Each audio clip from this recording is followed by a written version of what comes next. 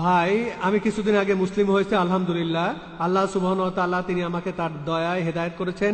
যদি মুসলিম হিসাবে বাঁচতে চান, আপনি যদি মুসলিম হিসাবে বেঁচে থাকতে চান, আর যদি আপনি মুসলিম হিসাবে মরতে চান, তাহলে রাসূলের সুন্নাহগুলো মেনে চলেন আর পবিত্র কোরআন মেনে চলেন। ভাই, আমি বোম্বেতে অল্প কয়েকদিনের জন্য এসেছি।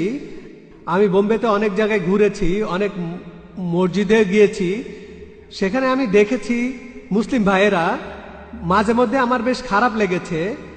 আমি তাদের দেখেছি যে মসজিদ থেকে বের হওয়ার পর মাশাআল্লাহ তাদের মুখে অনেক বড় দাড়ি আছে, কিন্তু যখন তারা মসজিদ থেকে বের হয় তখনই একটা সিগারেট ধরায়, পান খাওয়া শুরু করে, যেটাকে দেখে মনে হয় অয়েল পেইন্ট। আর সিগারেটের ধোঁয়া ছড়াতে থাকে চিমনির মতো। মুসলিমদের এই সিগারেট খাওয়া আর পান খাওয়া, এ ব্যাপারে আপনি কি বলবেন?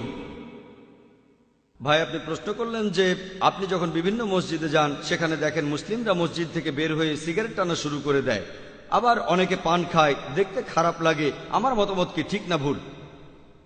ইসলামে ধূমপানের অনুমতি আছে কিনা এ নিয়ে অনেক ফতোয়া দেওয়া হয়েছে। আগে আলেম ওলামাগণ একটা ফতোয়া দিয়েছিলেন এটা মাকরু, তখনকার দিনের জ্ঞান দিয়ে বলেছিলেন। তবে এখন বিজ্ঞান উন্নত হয়েছে আর বিশেষজ্ঞদের মতামতটাও বদলে গেছে।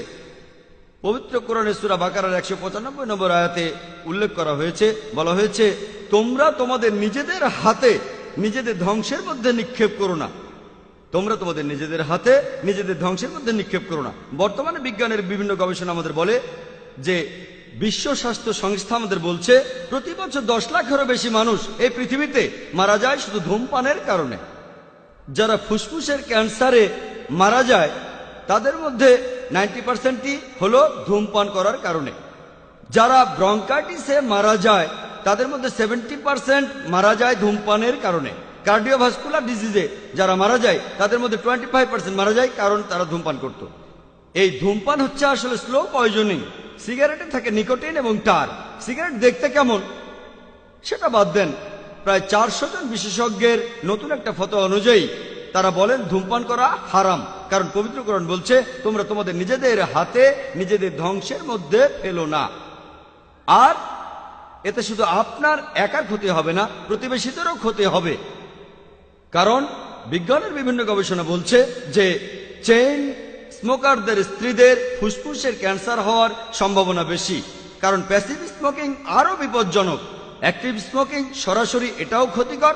প্যাসিভ স্মোকিং মানে কেউ ধোঁয়া ছেড়ে দিল আর অন্য কারো ফুসফুসে সেটা ঢুকে গেল, এটা আরো বিপজ্জনক, আরো বেশি ক্ষতিকর।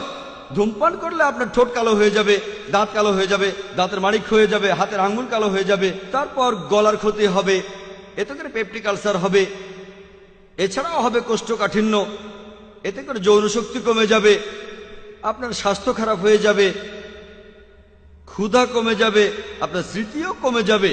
তাহলে এইসব গবেষণার উপর ভিত্তি করে বর্তমানে ওলামারা 400-রও বেশি ফতোয়া দিয়েছেন যে ধূমপান করা হচ্ছে হারাম। এছাড়াও সূরা বাকারার 195 নম্বর আয়াতে উল্লেখ করা হয়েছে, বলা হয়েছে যে তোমরা নিজের হাতে তোমাদের ধ্বংসের মধ্যে ফেলে দিও না। তাই এটা আপনাদের ভালো লাগুক বা না লাগুক, ইসলামে এটা অনুমতি নেই।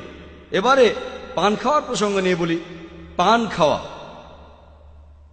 যদি পানের মধ্যে থাকে তামাক, যে কোনো রকমের তামাক, হোক সিগারেট, হোক হুক্কা, হোক চাবানো, এই সবগুলো স্লো পয়জনিং আর হারাম। এটা বাদে, এটা ছাড়া পানের মধ্যে তামাক থাকে না, শুধু থাকে সুপারি। দেখতে হয়তো খারাপ লাগবে, সেটা আলাদা ব্যাপার। তবে ইসলাম এ ব্যাপারে নিষেধ করেনি। এতে স্বাস্থ্যের ক্ষতি হতে পারে, তাই ডাক্তার বলতে পারে আপনারা বেশি পান খাবেন না, এতে আপনার দাঁতের ক্ষতি হতে পারে, মাড়ি নষ্ট হয়ে যেতে পারে, সেটা আলাদা ব্যাপার। তবে ইসলামের কথা বললে যে কোনো ভাবে তামাক নেওয়াটাই নিষিদ্ধ। আশা করি উত্তরটা পেয়েছেন।